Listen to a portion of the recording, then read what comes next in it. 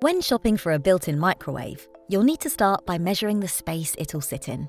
So grab a tape measure and get ready to size up the options. Standard cabinets are usually 60 centimeters wide, but the depth and height will vary. Remember, the dimensions on your microwave can be up to 1 centimeter less than your available space to give a little wiggle room for installation. Microwave measurements vary a lot more than some other appliances, so checking them before you buy will need to be top of the tick list. There are 3 different types of built-in microwave.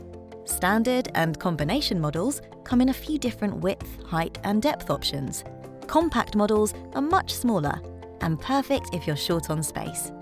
Some models also come with an aesthetic surround that allows them to sit seamlessly in a larger space, so dimensions will include this additional area on the front. The trim may be fixed or sold as an optional extra by the manufacturer and will give your kitchen a sleek, integrated look.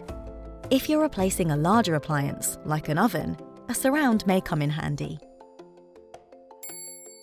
Look for anything that'll sit behind the microwave. This may change the depth of microwave you need.